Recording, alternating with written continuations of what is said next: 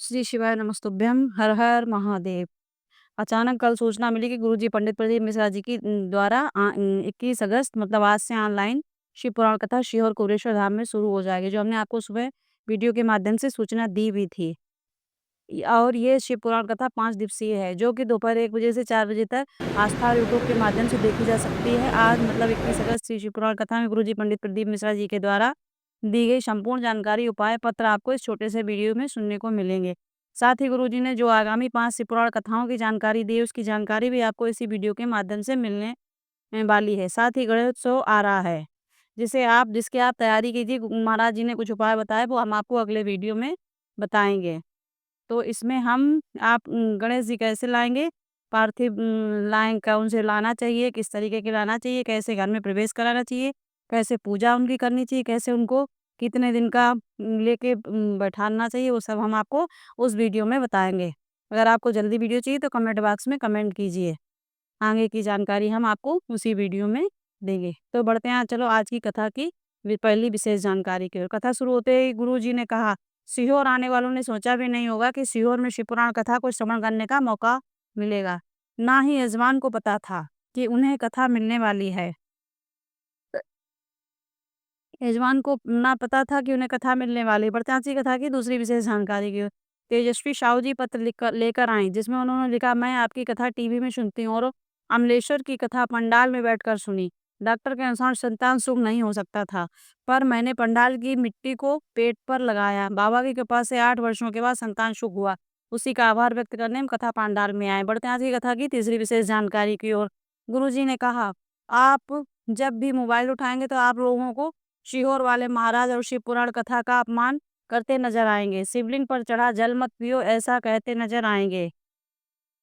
आ जाएंगे। शिवलिंग पर चढ़ी हुई बेलपत्र का आचमन मत करो, ऐसा कहते हुए नजर आएंगे। और सीहोर वाले महाराज की बातें मत सुनो, ऐसा कहते हुए नजर आएंगे। बढ़ते हैं आज की कथा की चौथी विशेष जानकारी के लिए। प्रमोद जी पत्र लेकर आ, जिसमें लिखा, मेरे पेट में अचानक से दर्द हुआ। डॉक्टर के पास गया तो डॉक्टर ने अपेंडिक्स बता दिया। हमने दवाई लेकर थोड़ा समय लेकर वापस घर आ गए। सिर पर चढ़े हुए जल का आचमन करना शुरू किया। 15 दिन बाद फिर से जांच कराई तो डॉक्टर ने कहा अब ऑपरेशन की आवश्यकता नहीं है।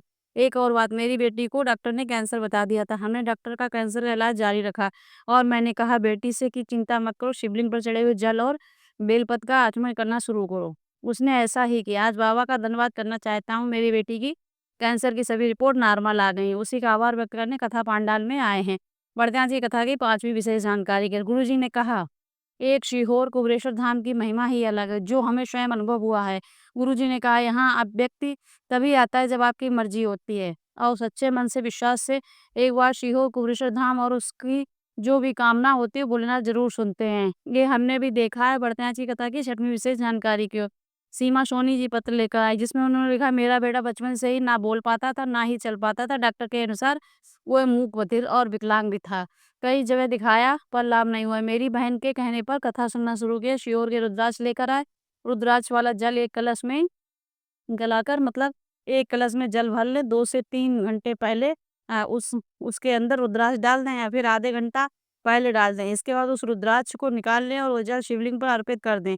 ये रुद्राक्ष जल शिवलिंग पर अर्पित करने का एक तरीका है, जो गुरुजी ने बताया है। इन्होंने भी वही किया। रुद्राक्ष जल शिवलिंग पर चढ़ाकर उसका आचमन करना शुरू किया। थोड़ा सा ही प्राप्त किया जाता है, औषधि रूप में प्राप्त किया जाता है। भगवान से विनती करके प्राप्त किया जाता है कि हे महादेव, आप ही घर में इस सदस्य को या फिर स्वयं के लिए कर रहे हैं कामना, मुझको ये बीमारी हो गई, डॉक्टर ने बड़ी बीमारी बताया, अब आपको ही संभालना है, आपका ये जल मैं औषधि रूप में प्राप्त कर रहा हूँ। ये कहकर मेरी जो दवाइयाँ चल रही कार्य नहीं कर रही, कार्य करने लगे। इस प्रकार से भोलेनाथ से प्रार्थना करते हुए जल को प्राप्त करके कुंदकेश्वर महादेव का नाम लेते हुए इसका आचमन किया जाता है।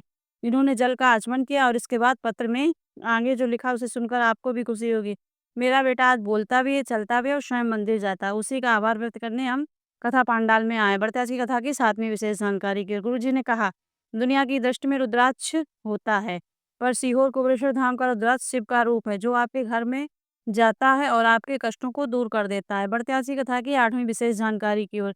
गुरु जी ने कहा, आप ध्यान दीजिएगा, आप अपना नियम बनाओ, रोज मंदिर में जाकर 1 लोटा जल चढ़ाना, मंदिर में साफ सफाई का कार्य करना या शिवलिंग पर चढ़ी हुई बेलपत्र को शिवलिंग पर से ही उठाकर वापस शिवलिंग पर अर्पित कर देना। ऐसा नियम आपको रोज बनाना है। या फिर प्रदोष या फिर शिवरात्रि का बनाना है। आपको अपने जीवन में से दुख तकलीफ कष्ट दूर होते हुए नजर आएंगे। बस इस एक नियम के द्वारा बढ़ते हैं आज की कथा की 9वीं विशेष जानकारी की ओर। लक्ष्मी बाई जी पत्र लेकर आए जिसमें उन्होंने लिखा, देवर के एक पैर का ऑपरेशन हुआ, दूसरे का भी ऑपरेशन की बात होने वाली है। हमने कहा रुको, एक बार कांवड़ चढ़ाकर आने दो। हम सीहोर कुबरेश्वर धाम में कांवड़ चढ़ाकर आए और आपने कहा था कांवड़ का जल का आचमन रोगी व्यक्ति को कराओ, लाभ देखने को मिलता है। हमने कांवड़ का जल आचमन कराया देवर को और इसके बाद डॉक्टर के पास गए तो डॉक्टर ने कहा अब ऑपरेशन की जरूरत नहीं, उसी का आभार व्यक्त करने कथा पंडाल में आए हैं। बढ़ते हैं आज की कथा की 10वीं विशेष जानकारी के। गुरु जी ने कहा, दो होते हैं, एक किस्ती कश्ती और एक हस्ती। हस्ती से तात्पर्य वीआईपी से, और दोनों के पहचान जो है वह तूफान में होती है। बहुत बड़ा तूफान आ जाए कश्ती ना डूबे, वही अच्छी कश्ती है। और किसी की गरीबड़े के ऊपर बहुत बड़ा, किसी गरीब के या बड़े के ऊपर बहुत बड़ा कष्ट संकट आ जाए, वह हस्ती के पास जाकर बोले कि मेरा संकट दूर कर दो और वह उसका संकट दूर करवा दे या कर दे, वही बड़ी हस्ती है। बढ़ते हैं आज की कथा की 11वीं विशेष जानकारी। गुरु जी ने कहा, पहले लोग बोलते थे कि इंडिया में आजकल क्या चल रहा है, जो तो लोग बोलते थे पहले कि ये चल रहा है वह चल रहा है, कई प्रकार का जवाब देते थे। पर आज के समय में जिससे भी पूछा जाता है कि आजकल इंडिया में क्या चल रहा है तो सब यही बोलेंगे, इंडिया में तो आजकल एक लोटा जल चल रहा है। बढ़ते हैं आज की कथा की बात भी, और 5 ऐसी शिव पुराण कथाओं की जानकारी जो गुरुजी ने आज दी है, अभी हाल में ही दी है। 1 से 7 सितंबर तक श्रीमद् भागवत कथा अग्रवाल धर्मशाला में होगी। कथा समय 1 बजे से 4 बजे तक रहेगा, यही टीवी पर नहीं आएगी। इसके बाद 9 से 15 सितंबर भीलवाड़ा राजस्थान में शिव पुराण कथा होगी, श्राद्ध पक्ष की पहली शिव पुराण कथा होगी। इसके बाद 3 से 9 अक्टूबर 2025 तक जलगांव महाराष्ट्र में शिव पुराण कथा होने वाली। इसके बाद 12 से 16 अक्टूबर 2025 तक शिरडी के समीप अष्टगांव माता निर्मल टेकरी के चरणों में शिव पुराण कथा होगी। इसके बाद 4 से 8 नवंबर 2025 तक श्रीलंका में शिव पुराण कथा होगी। इसके साथ ही साथ घनौरा छत्तीसगढ़ में भी कथा होने वाली है। बहुत ही साधारण परिवार कर रहा है, आनंद की प्राप्ति होगी। श्री शिवानमस्तुभ्यम। बढ़ते हैं अंतिम विशेष जानकारी की ओर। नमस्कार दोस्तों, गणेश की जी की स्थापना से पहले अगर आप अपने घर या भगवान के मंडप को सजाना चाहते हैं तो बहुत अच्छे से सजाइए, आँखों को सुकून दीजिए, ऐसा सजाइए माहौल को, त्योहार मतलब जो आपके घर में गणेश जी का माहौल है उमंग से भर जाए, तो इस तरीके से आप सजाइए।